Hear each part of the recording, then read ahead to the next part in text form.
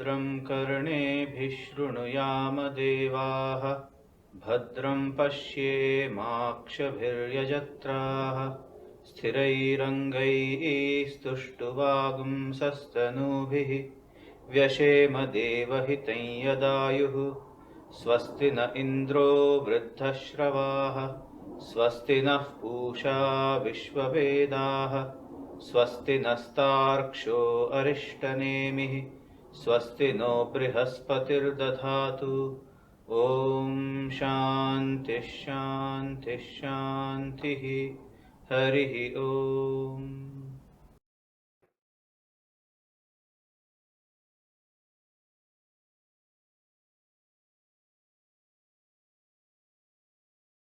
Dear friends, we are now in the concluding phase of study of the Mundaka Upanishad. Hardly 8 or 7 verses remain. During this concluding portion, Rishi Angirasha will concentrate on the subject which is very, very, very confusing, and because it is confusing, each one of us tries to understand according to our capacity to understand. Just like Mona Lisa's smile, it means everything to everybody, anything to anybody. Similarly, how do we achieve oneness with the absolute reality, the Brahman, is a subject matter which is cause of enormous amount of confused thinking and understanding. Therefore, in this closing chapter, he will do two things. He will profusely give you examples, and while giving those examples, he will highlight and try to convince us, highlight to us and try to convince us that it is achievable, attainable, reachable, experienceable, but through a particular process, method, technique. So he will explain the signs and symptoms of a realized soul.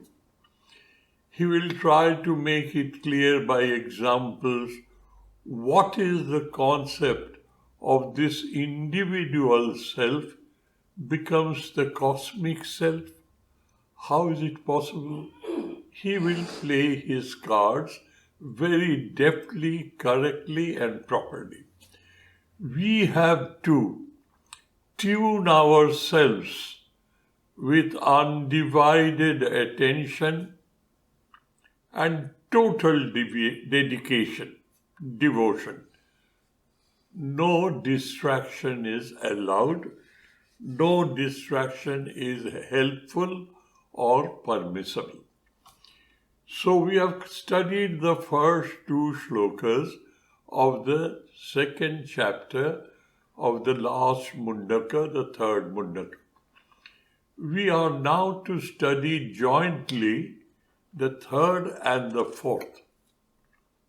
We have studied the third in great detail, but third and fourth, they are supplementary and complementary to each other, and they mention to you properly how you can reach your promised goal. How can you get rid of this separatist, individualistic identity of I am in a limited manner? How can you delimit yourself? How can you break your boundaries, remove your parameters, and you can identify yourself with your true original nature. So, dears, let us concentrate on the third and the fourth verse of the second chapter of third Mundaka.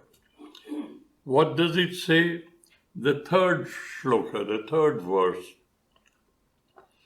Nayam atma pravachanena labhya na medhaya na bahuna shrutena. Let us stop. Ayam atma, this goal of ours, our true real nature, which is infinite, which is eternal, which is immutable, therefore it is absolute, all-permeating, all-pervading. There's not a speck of space or not an iota of time where he is not. This is the concept of Atman. When I look at it within myself in my meditative period, it is known as subjective, Atman. And when I project it in the cosmos, in the whole world, it is Brahman. Bring means Brihat, endless, expansive. No barriers, no limitations, no mutations at all. It is absolutely free, eternal in time, infinite in space. Ayam Atma balahinena, ayam Atma pravachena na labhya. This concept of Atman is not achievable by intellectual gymnastics. Pravachana means the art of speaking on a particular subject in a very flowery, descriptive language. That is, language has a meaning, a word has a meaning, and there it ends. It will not be able to reach you there, but it will indicate something is there. Tatastha Lakshana, which we have discussed many a times. Ayam Atma pravachanena na labhya. It is not achievable, attainable, reachable by flowery language and this, the art of talking around and round without reaching or letting you to reach the goal. Na labhya. You will not be able to reach that goal. Na medhaya. Medha is that special aspect of memory. Smriti. What is the special aspect? I have a memory of sports results. I have a memory of political happenings. Medha means the subtlest of the subtle ideas that are found in the scriptures regarding Atman or Brahman. I can hold that meaning in myself. That is, it becomes an end in itself, not a means to an end. To achieve that, people think, is what I need to. To be a best informed information clerk, well, the information all over the world is at my fingertips. I know the world. You know the world, but you don't know who you are. So, even if you have that subtle, specially qualified type of memory, where you can hold on to the subtlest ideas emanating from the study of the scriptures, and you make it an end in itself. not a means to a particular end, not a journey, but the destination itself. You will not be able to reach that goal. Na bahuna shrutena. People keep on hammering away at you, and you listen diligently and patiently, and that's what it ends. You don't transform your personality according to those teachings. You make that understanding as an end in itself. You do not convert these as a means to an end, a journey to a goal, a process of being and becoming. You think this is what you have become. With this attitude, you will not be able to reach that goal. This is the first two lines of the third shloka. By comparison, let us study the first two lines of the fourth verse. Nayam atma balahinena labhyam. This atma and its experience is not available to a weak person. What is the concept of weakness? One does not have the do or die temperament. Ihaiva asane shushatu shariram tvaganti mangsam parishasya jate aprapya bodhi bahukalpa durlavan siram asanam atah nachanishe. That is what Buddha determined, swore to himself. What does it say? Ihashane shushatu me shariram. I am now determined and have sat in a Padmasana in the meditative pose. Let my body dry like a dry leaf.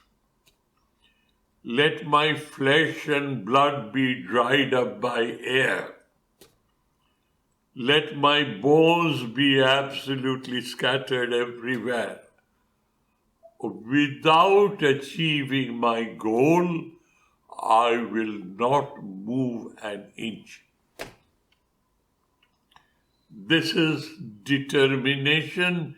This is the intellectual conviction arises out of rock solid, crystal clear conviction supported by an unshakable, determined willpower.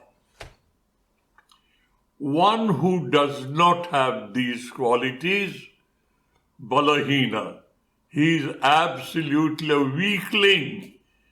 He is not strong enough to undertake this journey and reach this goal. Ayam atma prabhasanena nalabhya. In the fourth shloka he says, balahinena nalabhya. Nalabhya is common to the third and the fourth shloka of the first two lines. What else does not reach there? He says, Nacha pramadat tapasa vap api alingat. You cannot reach there with a confused idea about your goal. If you do not have a convincing understanding of what your goal is, if there's an element, a hairbreadth of element of doubt or hesitancy or lack of conviction, you will not be able to reach your destination. Nacha pramadat, with confused thinking, you will not be able to reach. Alingat tapasa. Linga here means a sannyasa. Total rejection of the grossest to the subtlest worldly desires. Grossest to the subtlest worldly desires. Until and unless you have renounced samyak nyasa, total renunciation, rejection, removal from your whole being. If you do not do so, all types of austerities will not reach you there. They will end in itself there. Tapasya bhapya lingat. Now you see now the third shloka's first two lines and the fourth shloka's first two lines enumerates how you cannot reach. If you are pravachana, if you believe flowery use of words, very descriptive, very impressive, that will make you reach the goal. Pravachanena nalabhya, balahinena nalabhya. Third shloka and the fourth shloka. Nacha pramadat, nacha bhapya lingat. Na medhaya, na bahuna shrutena. Third and the fourth. That means, dears, I'll give you an example and you will be very, very clear as to what is the intention of the author. The author's intention is, in flow of your life, you do so many things, either propelled by your sense of duty, whether you like it or not, you're enlightened enough to follow the call of your duty. And you do it. Or you do it because you desire to gain something, earn something, have your possession on something, to define your ownership of something. These are the two cardinal motivations of doing. Now, performing is guided by an attitude with which you perform. Please listen carefully. You are doing something either propelled by your enlightened sense of duty, and you have that strength of character that you do your duties for sake of duty. This is one aspect of our activity in life. And the major aspect is, I want something, I desire something. And that is why I am motivated and I oriented myself accordingly to achieve my desire. That is how I work. I activate myself. Now, the Gita has told you it is not the type of work. It is the attitude with which you perform your work gives you a particular result according to your attitude of performance, attitude with which you perform your duty. Willy-nilly, grudgingly, I have no escape, I have to. That's an attitude. So the result is drudgery and boredom. Now the Gita says, you have to do it. Why don't you profit yourself? What is that profit factor? You do it thoroughly, correctly, perfectly, excellently, systematically. not in a slipshod manner, thoroughly, systematically, correctly. And with this thoroughness and correctness, you say, Sir, dear Lord, you have kept me busy with all this. I do not have time for ritualistic worship. Why don't I correct my attitude and perform my duties of life in a manner that I do it in a worshipful attitude? With the change of attitude, that which was causing drudgery to you, boredom to you, a disgruntled attitude within yourself, oh, I'm burdened with duties, all trash, all wash. Instead of that, what is happening? You are developing an unshakable emotional relationship with Lord God of the universe, to whom attitudinally you are offering your acts and deeds. So, with this attitudinal correction, you are making an emotional interaction, creating an interaction with the Lord God of the universe. With the other attitude, you are going into disgruntled, dissatisfied boredom. It is not the work. It is the attitude with which you perform it. In these two shlokas, he has now enumerated pravachanena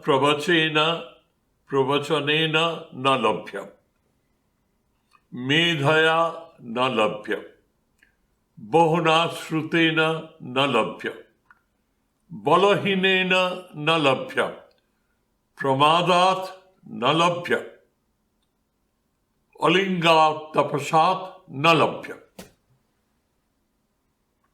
That is, he is drawing your attention, the work in itself, without that attitude behind, you will go nowhere. Please be very careful. Each and every one of us, however involved in worldly duties or activities we may be, if we can manage to create that character in us, a character well situated, well placed, well ensconced in this attitude that I am converting my life into an endless emotional interaction with my Lord God of the universe, who resides in me, who resides in temples, who resides everywhere. And I try to educate to see him everywhere, and each and every moment of my life, which is nothing else but an activity, life and activity is synonymous, I convert my flow of life into an endless emotional interaction with God. So he is enumerating this, that is pravachana, medha, bahuna shrutena, and then balahina, pramada, alinga tapasya. 6, he has counted. These are what we do in our lifetime. The whole gamut of activity of our life is being described by these. You can't read them. If you make them as an end in itself, without that attitudinal correction within you,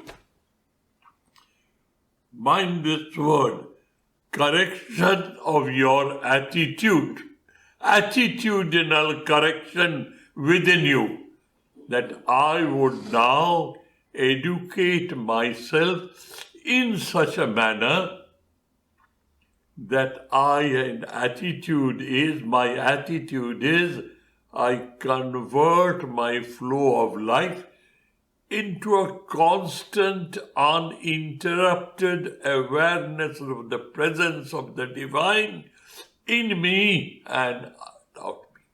He is everywhere, and every moment of my life, time and space, is absolutely saturated with awareness of His presence. And where is it to be found? Within me, not high up in the clouds. What I know as I am, in essence, He is. I, like a stupid ass, keep on roaming around finding Him, not knowing that He is in me. There's a beautiful example, the musk deer. When the musk is ripe, the fragrance comes. The fragrance is taken by the deer by his own nose, nostrils. He gets that fragrance and he keeps on roaming around trying to find out where is that fragrance coming from, and out of sheer exhaustion he dies, but he doesn't know the source of that fragrance was his navel itself. That is what our life is like. This is what he's drawing your attention to. And the next two lines of these shlokas, 3 and 4, he explains to you what happens to you and how you can reach that goal, and having reached, what happens to you. Let me read this last 2 lines of the 3rd verse and comparingly the last 2 lines of the 4th verse. 3rd verse is Pravachanena nalabhya, medhaya nalabhya, bonashrutena labhyam. How do I get it then? The scriptures say it is experienceable. My Guru has told me, you do these disciplines, you will reach that goal. Everybody tells me, I have reached. Come and see me. I have reached that goal. But I don't know. How do I reach? See the second 2 lines of the 3rd shloka. Yam eva esha brinute. He who welcomes wholeheartedly that state of awareness, oneness with the divine. Brinute here means praptum icchanti. Please don't be scared. Praptum icchanti means intensely he wants to experience that. Jam eva esha brinute. He, the sadhaka, the person who is desirous of, esha, this Atma, this essence of my existence, essence of the cosmos, I would die to know it.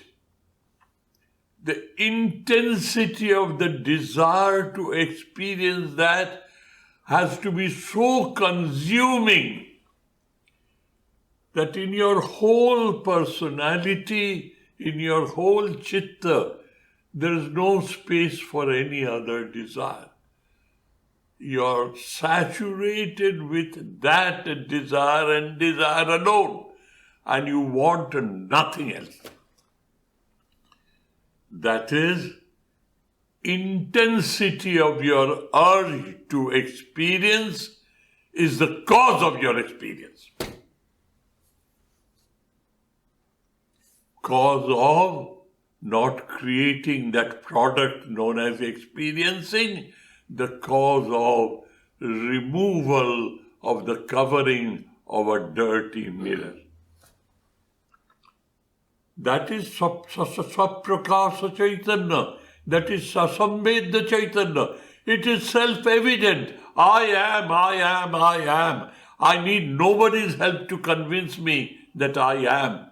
But I do not know who am I.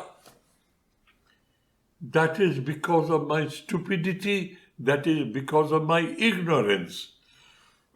So, the teacher is now telling you precisely what you have to do to reach that goal. Yam eva esha brinute. Brinute means prapto michanti. He is consumed by this desire to have that experience, and there is no desire left in him. All-consuming desire to experience my true original nature. By way of example, you have heard of so many saints and seers. Leave so as Buddha made this declaration, enough is enough. This is what I want. In Sri Ramakrishna's life, see how he has absolutely graphically described. He was told that in a dualistic manner, if you impose the significance of the Divine Mother of the universe in this form, then this very form will be lively, will speak to you, will interact with you, whereas others will see it is an idol. For you, it is living, vibrating, absolutely throbbing with life. Sri Ramakrishna heard that and he started desiring that. Yam eva esha brinute praptum ichanti. That is, he wholly desired to reach that state where that idol will be a living, throbbing, vibrating entity and he will interact with him humanly. And his desire was slowly and slowly growing, and at one point of time, because that desire was all-consuming and not fulfilling, he took the sword from Divine Mother's arms and he wanted to destroy himself. Life is not worth living without this experience. Yam eva esha brinute. Tena baranena tameva labhya. With that intensity of that desire, tena labhya. Tasyaisha atma bibinute swam tanum. Tameva esha brinute. Esha brinute jam. He who is possessed of this desire, when that desire has saturated his whole being to such an extent that there is no trace of any desire whatsoever anywhere in his being, that desire, intense desire, is the last stroke of cleansing. All other desires have been removed. The mirror is totally clean. It automatically flushes. The reflectivity automatically comes out. You are not creating the reflectivity. It is there. Sa Sambedya Chaitanya. Awareness is self-evident. I am. But I am covered with all dirt and scum. This intensity of desire to be without any dirt is the reason you wipe out your dirt. That is the cause and its effect. You don't create the product. It is not produced. It is not a product of your effort. Your product of your effort is to clean yourself. And your true original nature blossoms forth. That is, tasyaiva atma bibranute swam tanum. To that soul, that aspiring soul, to him, his own self manifests itself in his glory, in his own magnificence. So now, don't think you are creating. Whatever is created in this world of time and space and causation is destroyed and disintegrated in time. Your moksha, liberation, your mukti, emancipation and freedom is not a product of your hard work. Your hard work has gone to saturate yourself, to make yourself absolutely desireless of something else other than desiring to achieve that goal. As soon as you do that, he manifests himself, and that is how Sri Ramakrishna explained, I became almost senseless. The whole room was filled up by Jyoti, that is effulgence, and graphically describes just like molten silver in waves and waves and waves oversaturated me. And he knew the Divine Mother is alive. So reaching the goal is your effort, your bala, that is your determined strength of character, is required. But it comes to you when you qualify yourself by purifying yourself, cleaning yourself, to remove the turgid contents from the cup of your heart so that it can be filled up with wine of God. That is how that's how Sri Aurobindo explained. As an example, you empty your cup of heart of your turgid contents, your dirt, throw it out. Let it be vacuumed.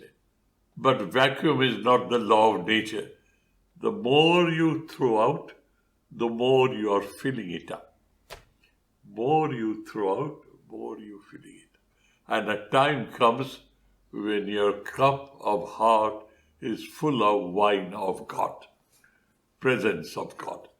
Here in the third shloka he says, Yamevesha brinati tena labhya tasya atma bibrinute swam tanum. The Atman manifests itself in its full glory. What does the fourth shloka say? What is that description?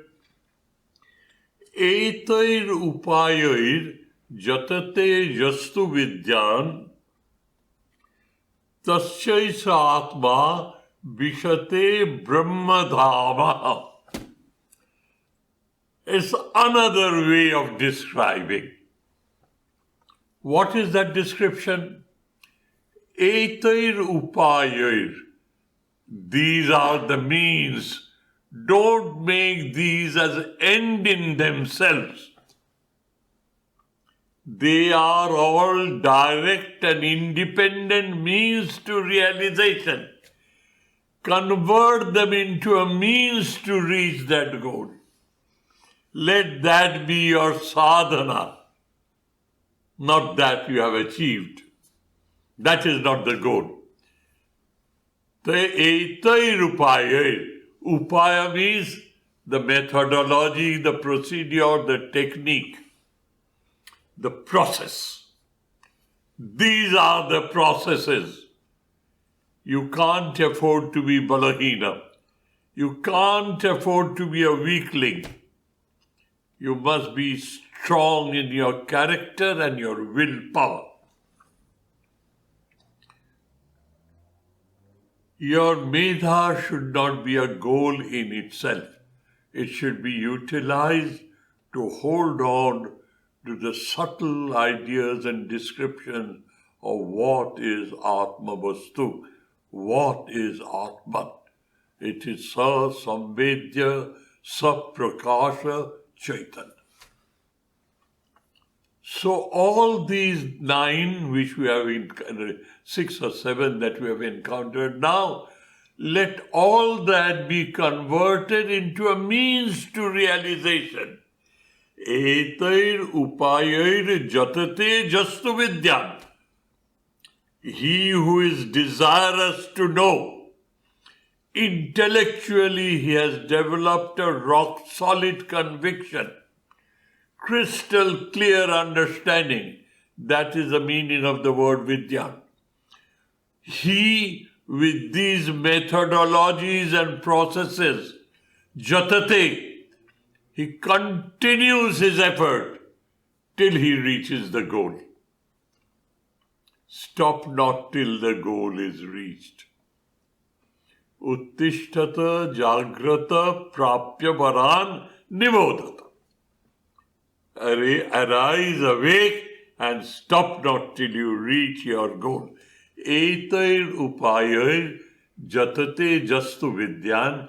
With these methodologies, procedures, and techniques, a person who is of strong moral and ethical character, whose conviction is rock solid, unshakable, if he tries to use these means, then tasyaisa atma vishate brahmadhama. This subjective identity, I am, with all the paraphernalia of erroneous judgment, identifying yourself with what you are not, it will slowly and slowly disappear, and you will enter that area of awareness where you are one with the cosmos. And by way of example, 2 shlokas later, he will give you Jatha Nadya Sandamana Samudre Astam Gachanti Namarupe Vihaya. Let me explain to you, because Vishate Brahmadhama needs to be understood. Brahmadhama means the abode of Brahman. Well, when I say abode, I live in 2 Stewart Street. I've limited myself in space. I live in 9 Florida Avenue. I live in 144 Martin Road. I live in 4 Stewart Street. What is it? I? Who is that I? This body? This body lives in this area. So, I am saying I am, but I am not placed in the excellence and majesty of my own being. I have identified myself with the body, and the body is in this room, in the shrine hall of 2 Stewart Street. This is my Dhamma. This is my abode. His abode is Brahman. Etai rupayai jatete jasu vidyan. That person who is intellectually convinced in a rock-solid manner, in a crystal clear manner, he is making an effort. All these he are using as a means to realization, not an end in itself, means to an end. If they continue to do so, a time will come he will wash himself absolutely clean. And as soon as he washes himself clean, he experiences his or her true original nature. I am that. Ayam Atma Brahma Aham Brahmasmi. Visate Brahmadhama. And this Upanishadkar, few shlokas later, he tells you what is that entering that area. We have to talk in a manner that we understand that. And he gives you an example. Jatha Nadya Samudre Sandamana. As for instance, a river meandering through the landmass, the Parramatta River reaches the harbour and then flows into the Tasman Sea.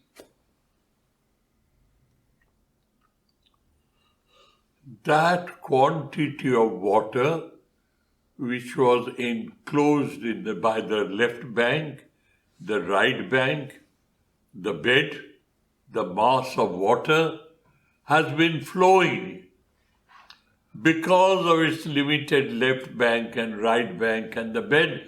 That was its limitation. The mass of water was known as Parramatta River. Essentially, the river is a mass of water. Essentially. When it merges with the Tasman Sea, it has lost its identity.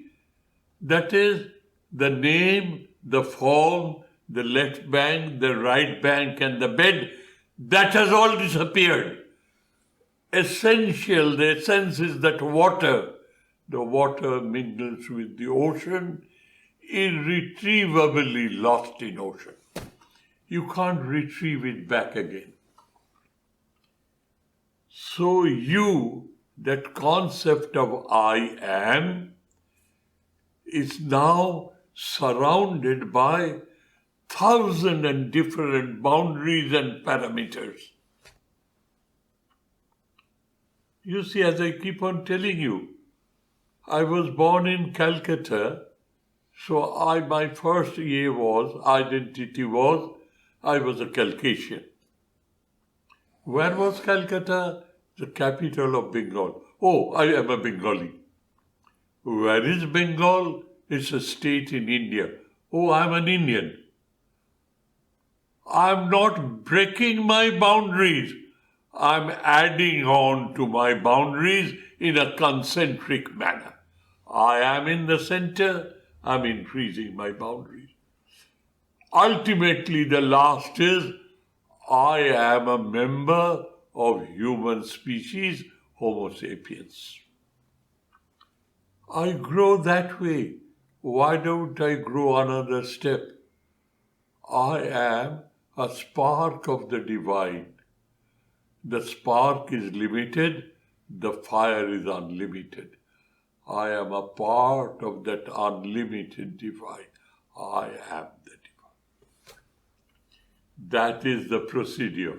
Vishate Brahmadhama means you slowly and slowly and slowly get rid of your lesser identity. And that lesser identity is negated by greater identity, bigger identity. Ultimately, you identify yourself with your own true original nature. This is the concept of Vishate Brahmadhama.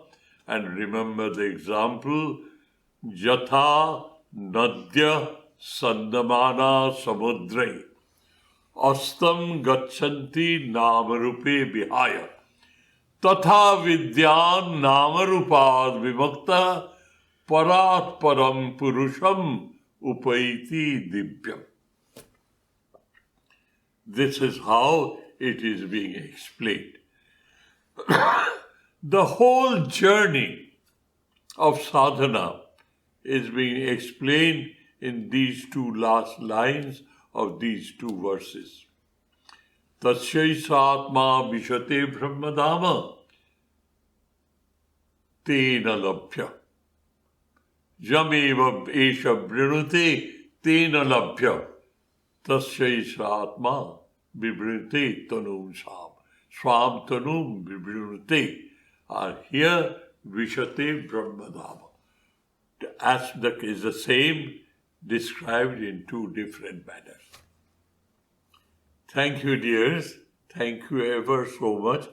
So please remember not to read the poetry as such. It's a beautiful, exhilarating, inspiring poem. These two shlokas, two stanzas of a poem. But look into it for the purpose for which you are studying the Upanishad. The methodology, the procedure, the technique, the discipline. All these are to be utilized as a means to realization.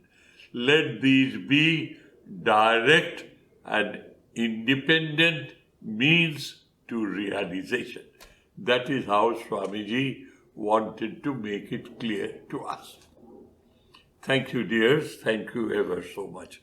We meet again to start on the 5th shloka during our next discourse. Om Shanti Shanti Shanti Harihi Om Tat Sat Shri Ramakrishna Arpanamastu.